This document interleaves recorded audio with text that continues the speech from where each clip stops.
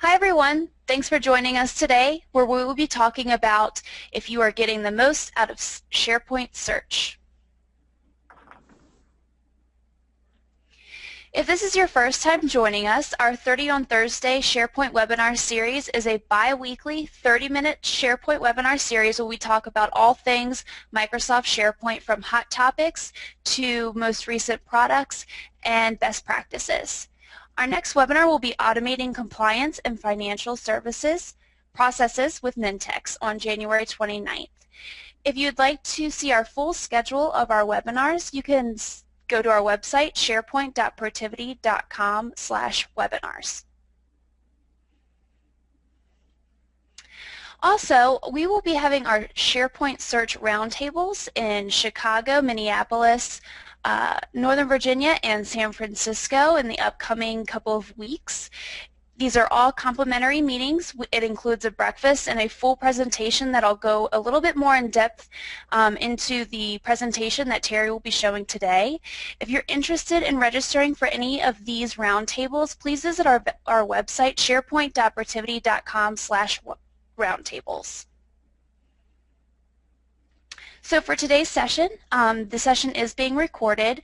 You can see this session and all of the archived of our past sessions on our website. For questions today, please insert them in the question window in your GoToMeeting toolbar, and we will get to all the questions after the presentation. Today's topic is, are you getting the most out of SharePoint search? Our presenter today is Terry Simpson with Protiviti, and I am Julia, and I will be moderating today's session. So let's get started.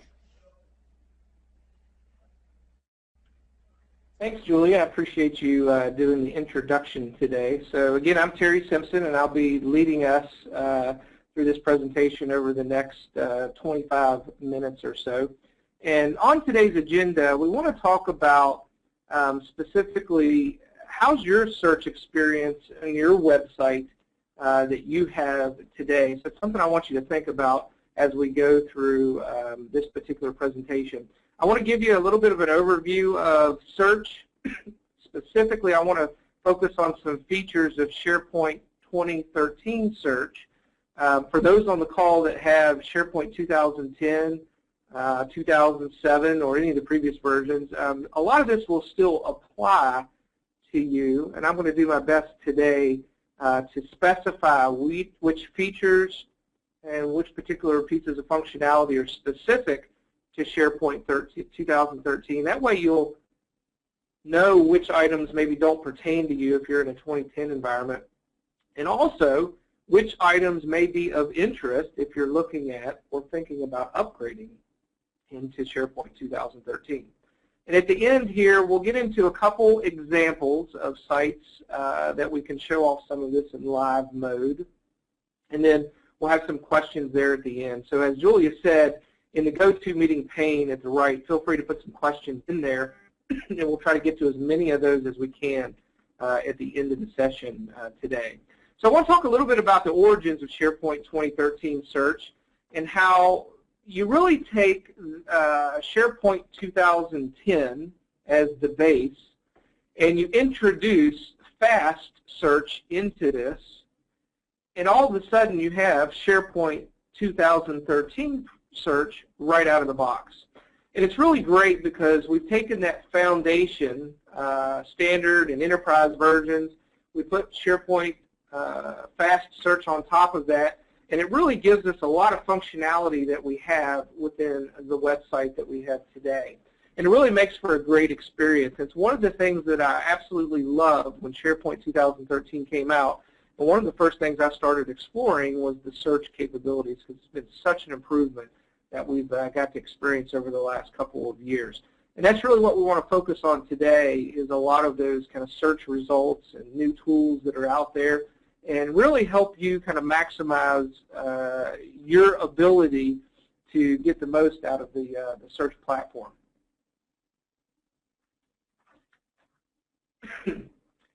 So one of the things that I want to get into here is we've got three different things on the screen here. We really want to find what you're looking for, or at least your end users want to find that, and really give you some intelligent results that are tailored to you as an individual. And that's kind of the challenge, is that when your end users come out to your particular website, they come there in many different roles, looking for many different things. And so you and I could search on the same exact topic, but we're looking for different things. Maybe it's PowerPoint presentations or Word documents, or I'm looking for conversations or videos. We could all be coming there for different reasons, but we want to give you a very intuitive way of finding the information that you're looking for. And really, we want to get those users answers so that they can really take action on the things that they're looking for. And ultimately, we want to give them a platform that really extends the functionality, and that way they can have a smarter application that can really kind of scale for anything in the organization related to content that's going to be put out there on the website. And I think at the end of the day, we're really trying to strive at the experience that's dedicated to those end users and why they're there. And if you can focus on that, I think that really helps out with the overall experience and makes users want to come back to your site and kind of be able to use it over and over and over again, which really drives the adoption and acceptance of the environment. So I've got a couple of screenshots here of a 2013 site and some of the results that are there. There's a completely new architecture with unified search that you see here. We can really kind of personalize the search results based upon search history that's out there. And you'll note in the screenshots that we have here, we have the ability to refine things. In the first one there, we're looking at everything, versus scaling this down to only individuals that are out there on the site. And really what we're trying to go after is we want to get the right results to the individuals that are trying to look for specific things. And that can be different based upon who you are, because SharePoint's automatically going to security trim out any content that you don't have access to, especially in an intranet environment, but also even on a public-facing website, whether I'm an anonymous user or I've authenticated and I'm looking at kind of member-only content or content after that's dedicated to me as a user. And I think that's an important note, because one of the things that I always like to point out is that when I'm at home and I go to search for different things, I have a lot of instant gratification on public-facing websites and finding different pieces of content. And I think a lot of times when we get into intranet environments, we don't demand a higher or as high degree of satisfaction with those search results that we do on those public-facing sites, or even sites like Google and Bing when we go to those. But I think with this platform, you can meet those expectations so that your end users start to demand that high level of service, even on an intranet environment, because you should be able to come into your organization and look for different items and be able to find them, and it really makes things much more efficient within the organization. So where do you really start from? Now, I put a couple bullets on here for things that you should pay attention to. Users can't find what they're looking for. This is a very common complaint that you get in a lot of organizations, whether it's public-facing or intranet sites. Users see incorrect results. They do a search for one thing, and the results that come back don't appear on the surface to be relevant to what's there in the search results. It's a very common thing that we see. A lot of times, users just don't know how to search, and we have to make it intuitive for them to go out and find these results and get them. I know myself, I like instant gratification when visiting a website, so I use the search function a lot. But a lot of users will not use the search box. They'll just kind of go through the global navigation through the menus and think, well, the content should be in these different areas of the site. And I want to talk a little bit today about how you can still use search in that manner so that you can drive content to those users, and if we have enough time. Also, users don't realize the functionality that's in the search page itself. Unfortunately, I think a lot of users have had a lot of bad experiences over the years, and sometimes they don't look around the site, at least the search site, and understand how much power is there with refinements and best bets and things like that. So I want to talk a little bit about that today as well. Also, it's important to relate data, since a lot of information is just spread all over the place, and a lot of times it's due to a lack of governance in the organization and the content authors that are out there. So you may have a lot of content authors on a website that are just uploading content all over the place, maybe not putting it in the right locations, and as a result, end users who go to look for things within search don't necessarily get the desired results because maybe the stuff's in the wrong places. So we want to be able to leverage search to bring that stuff together and do a little bit of a course correction, so that even though there may not be a lot of governance around where content should live, sometimes you can correct that and still give the end users good results there. The other thing here at the very end, and the last bullet here, is the user experience sometimes can be less than desirable. A lot of times we hear within engagements that I just want the site not to look like SharePoint. I don't want it to be so SharePoint-y. And a lot of times the search results, whether it's SharePoint's fault or not, just aren't that user-friendly and just don't give the users what they want. So sometimes you may be getting the right content and coming back, but it's just not in a very user-friendly way. And I think that's something you need to pay attention to, is the end user experience there, so that the results are very, very desirable within your group. So here's a couple tools to achieve some of the goals, to rectify some of the items that I mentioned previously. First and foremost, the biggest thing within SharePoint 2013 is the introduction of the content search web part. And you'll see in the screenshot here, right above the content search web part is the content query web part.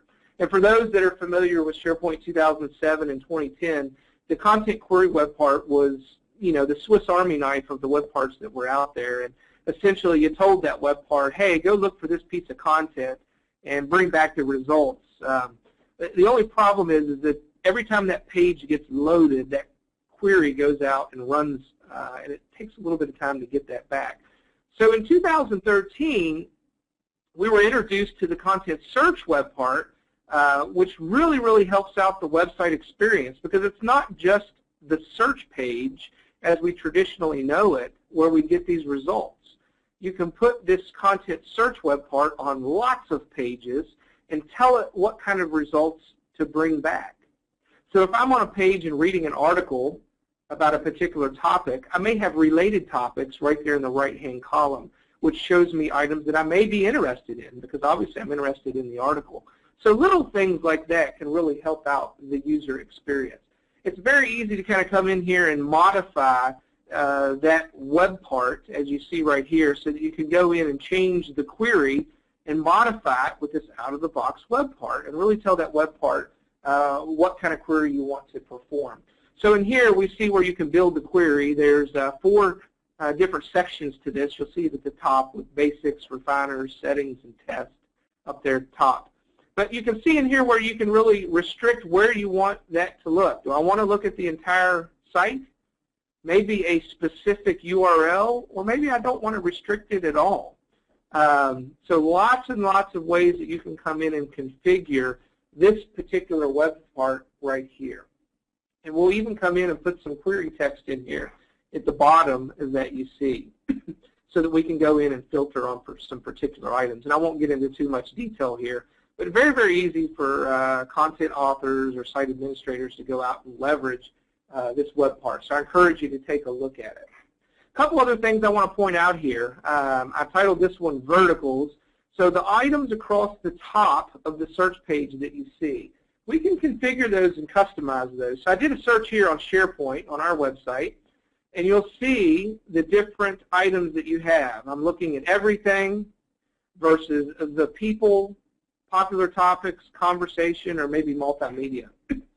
Notice the little ellipse over here, how we've dropped that down, and I can also filter on global sites. So that list may be very long. You have a lot of different things that you can filter on. And I found this extremely helpful because if I'm going out and looking for something related to SharePoint, I start with everything, and then I can say, you know what, I'd like to talk to somebody within the organization about it. Or just show me some popular things because I'm interested in the topic and maybe I don't know much about it. Or more importantly, maybe conversations or videos. So it's very, very, very helpful to have those kind of refiners up there at the top. I shouldn't call them refiners because the refiners are on the left-hand side here. And so the refiners that are on the left-hand side, for those folks that are in SharePoint 2010, are very familiar with these as well. They were enhanced a lot in the 2013 version, and they hang out on the left-hand side. And these can be configured. I think a lot of folks don't realize that because when they create their search page for the first time, you see the high priority ones as far as the results type are always at the top and maybe who contributed it. But you can also add other things in there. You have your term store and your taxonomy and metadata that you have out there. Go ahead and configure it. So if I've got content related to the industry, let's go ahead and filter on that. So is it related to financial services or banking or healthcare? What country is it related to? All kinds of things that you can put in there, especially content types. Is it a proposal, a presentation? Lots of pieces of metadata that we can filter on, and I encourage you to put that on the left-hand side because it's really going to help your end users with the overall experience. And here in a minute, I'm going to show you an example of a particular client we've worked with that has put their own configured refiners on the left-hand side, which can be very, very helpful. Other user interface items, the display template you can use and work with this to modify what's in the search results. And I'm going to show you an example of this. So we're looking at fairly out of the box one here, where I see an image of the PDF or PowerPoint, so I know it's a PowerPoint.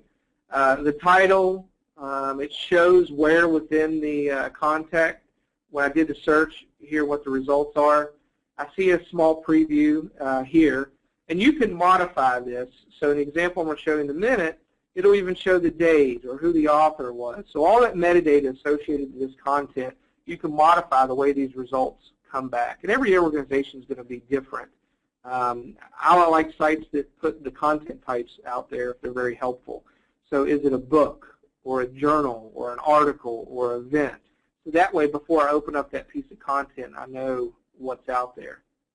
The hover menu, many of you may or may not be familiar with, but I love this capability. And I know internally here at Protiviti, I use this all the time when I'm looking for presentations or white papers on different things.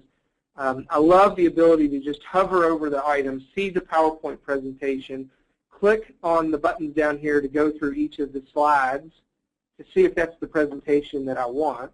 And if it is, I can then come down to the bottom of the page and take action on that particular item. And it just saves a lot of time because I'm not downloading the presentation, which may take a little bit if you're on a plane, on a Wi-Fi connection, or you don't have a good connection. It takes a long time to download some of these presentations. It's great to see the preview before you take action on doing something there.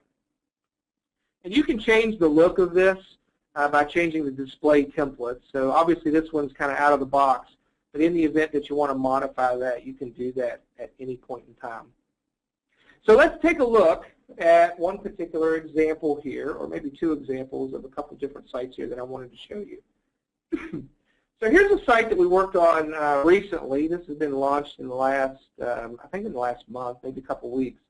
And I did a search here real quick for the word standard on this particular site, this public-facing site.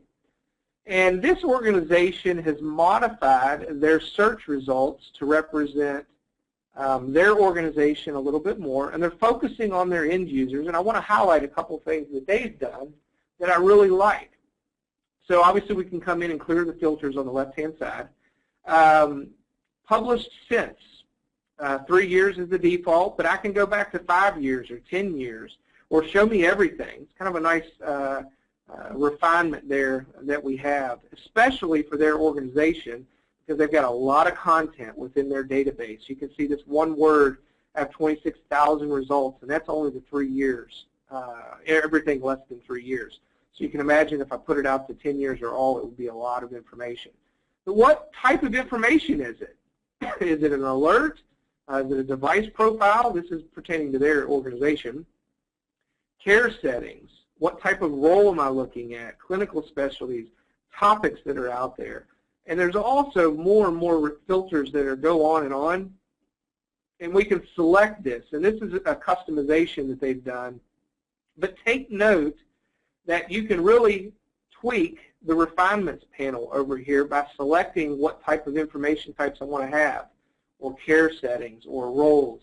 Really, really neat to be able to apply all of these filters in here and save these so that when I come back, they'll be in here. But a great way to have those refinements on the left-hand side.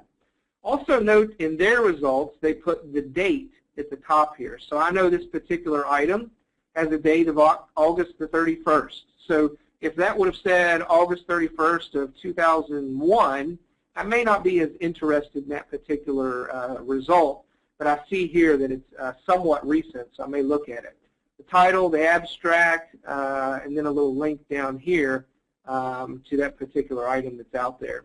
Also note in the top we have the relevance. That's what we're filtering on right now, but we can also go to the newest topic first, or just look at it based upon topic or subtopic.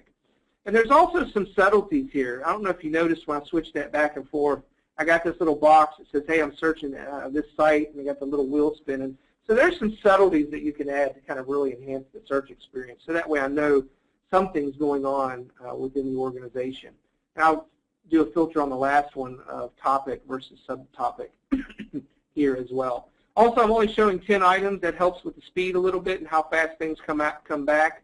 So I really, really like this particular site and how the search results are working out. So this is a public-facing site. Feel free to go and visit this if you're looking at a particular example to show. Obviously, we can switch over to an out-of-the-box example that we see right here. This is an out-of-the-box SharePoint 2013 site. So this is what you get out of the box with the result type, author, and content type over on the left-hand side, and then our core search results in the middle of the page. And so if you're curious what the out-of-the-box ones look like, this is what this particular one does. So really, really like how the search results look out of the box, and then you can enhance it that much more. And I wanted to show one last example. It's an older site, but I love showing this example of how the content search web part can be used. This particular site, isaka.org, has a knowledge center, and if you go and select one of the topics in the knowledge center, which I have, called mobile computing, you'll see all the results that come back, and we're filtering on items over here. So I see 64 discussions, 25 documents related to search results, 4 events, and 18 journal articles. So back in the day, this was done originally with a content query web part. All this is 1, 2, 3, 4, 5, 6, 7 different content query web parts on one page. And it was extremely slow using the content query web part. But what you can do on your site today, if you wanted to replicate this type of result, is take your content search web part, put it on the page 7 times, and just change the filter. So these are content types in theory: discussion content type, document content type, event content type, and so on. And then put your refinements or your filters in there to restrict it down to whatever you want to see. Within particular sites, maybe the most recent date will show first on there, whatever type of relevance, and then go in and change the styling of it so that in this particular situation, we have the image of the person that posted it with the title and the abstract and some other stuff down here. Very, very dynamic and powerful page. I've been showing this example for a number of years now, but it really drives home the point of how this works. So imagine you have an intranet website, and I'm looking for something internally related to Sarbanes-Oxley compliance. And I want to know what all content we have in the organization related to that. Well, if you had a page like this within your organization, you get a lot of results and a lot of powerful information based upon that one topic and that one filter that's out there on that particular one. So I encourage you to kind of pay attention to some of these examples that I've pointed out here. There's a lot of different ways to kind of approach search and how you can make it into a really, really good experience. So I've almost run out of time here. I think we've got 4 or 5 minutes left here. So I'm going to go ahead and pause for a second and see if anyone has any questions related to the things that we've gone over here today. We'll try to get to as many questions as we can in the next 2 or 3 minutes.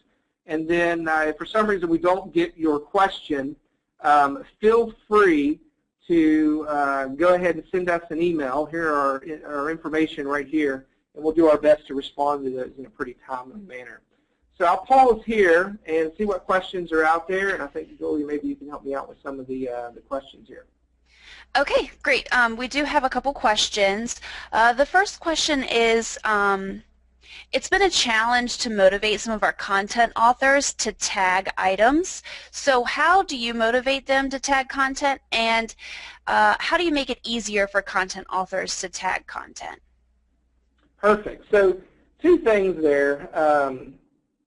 I definitely hear a lot about the challenge of content authors tagging the content, especially when you think about the glossary of terms that your organization has. You don't want to go through a dictionary of 500 items in order to tag each one of them, because no one's going to do that.